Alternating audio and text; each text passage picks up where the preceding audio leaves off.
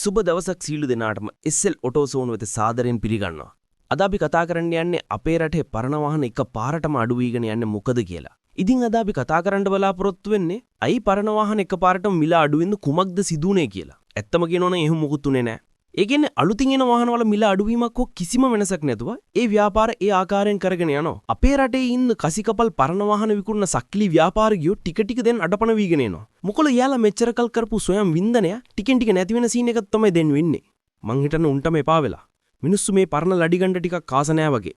ඇත්තටම මේ තක්කඩි වාහන බිස්නස් කාරියෝ ටික දැන් ඩිම්මීගෙන එන්නේ මෙදාපොට එනම් හරියන්නේ නැහැ කියලා. බලන්න මේ වෙබ්සයිට් වල තියෙන වාහන වල මිල ගණන්. පරණ වාහන මෙච්චර එනම් අලුත් වාහන ගැන කවර කතාවද? මේ හැතිකරේ තමයි මේ දෙයට වග කියන්න ඕනේ. මුන් තමයි රටේ පරණ වාහන මිල ගණන් උස්සලා මිනිසුන්ට තරු පෙන්නුවේ. හොඳ වැඩේ ජම් මුන්ට පස්ස පැත්ත කූර ගාගෙන ඉන්න තමයි වෙන්නේ. මේ වගේ මිනිස්සු පරණ වාහන ගන්න එක නවත්තොත් මුන්ට සොරිම තමයි. ඉතින් මුන් පරණ ලඩි විකුණ ගන්න එක කෑලි බස්සලා විකාර ටෝක් දී කියලා Facebook වල YouTube වල රංගනවා. ওই රංගන ගොන් කෑලි ටික හිතන් ඉන්නේ මේ රටේ මිනිස්සු ගොන්නු කියලා. රටේ මිනිසුන්ට දැන් මොලේ තියනවා. මොන රැවටිල්ලක් කළත් මිනිස්සු දැන් අහුවෙන්නේ නැහැ. පරණ මලකඩම රූටිය රුපියල් ලක්ෂ 8ට පෙන්න ගොම්බඩු ටිකක් සෙට් කරලා වීඩියෝ දාලා පෙන්නවට වැඩක් නෑ මහත්තයෝ. උඹලා හිතන් හිටියේ හැමදාම මේකේ රංගන්න. මං දැක්ක එක සේල් එකක වාහනයක් ගන්නකොට ගසක් හිටවමු කියලා පැලයක්ුත් දෙනවා ගෙදර අරන්ගින් හිටව ගන්න. ගස් අරන්ගින් දැන් උඹලගේ පුපේ ගාගෙන හිටව ගනින්න. ඔය එක එක නම් දාගෙන වාහනය ගන්නකොට බරන්න ඕනේ දේවල් පෙන්නන්නේ. හරියට ගෑණිගේ රෙද්ද උස්සලා පෙන්නනවා වගේ. මෙහෙම බලන්න එහෙම බලන්න කියලා. උඹලට ලූස්ද බං?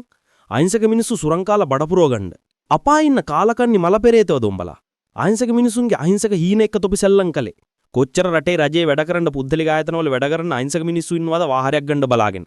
ඒ මිනිස්සු නිකන් ඉන්නේ නැහැ තොපි වගේ. ඒ මිනිස්සු වැඩ කරලා බඩගින්න දුක් විඳගෙන තමයි කීයක් හරි ඉතුරු කරලා වාහනයක් ගන්න බලන්නේ. තොපි ඒකටත් කෙලිනවා මල පෙරේත හැත්ත. ලංකාවට බ්‍රෑන්ඩ් නිව් ලක්ෂ 5ට ගෙනාපු මරුටිය තොපිට ලක්ෂ 30ට විකුණන්න පුරවන්ද? දැන් ඔබලට තේරෙයි රටේ ජනතාව ගන්න තීරණ. උඹලා හිතුවද කවදාවත් මේ රටේ අවුරුදු 72ක් පාලනය කරපු පාලකයෝ එකපාරටම ගෙදර ගියේ කොහොමද කියලා? ඒ තමයි ජනතාව. උඹලා හිතන විදිහ ජනතාවක් දැන් නෑ පුතෝ. ඕනම වෙලාවක ඕනම දෙයකට මාරු වීමකට පෙනී සිටින මිනිස්සු දැන් ඉන්නේ. ඉතින් උඹලා කරන ওই මාෆියාවත් මේ මිනිස්සුන්ට කජ්ජක් නමයි. මිනිස්සු බලන් ඉන්නවා. බලන් ඉඳලා මිනිස්සු නැකිට්ට දවසට උඹලට නැට්ට පුපේ ගාගෙන දුවපල්ලා. පාර පුරා වමනේ දදා. ඒකට දැම්ම තියා පාරේ ඉඩ හදාගෙන ඉඳපල්ලා. අහිංසක මිනිස්සු රවට්ටලා මේ පරණ ලඩි වාහන වලට දාන මිල එක්කම උඹලත් චුත වෙලා යයි පුතෝ. ඒ දවසේ වැඩි ඈතක නෙමෙයි පුතෝ. මේ ළඟම එනවා.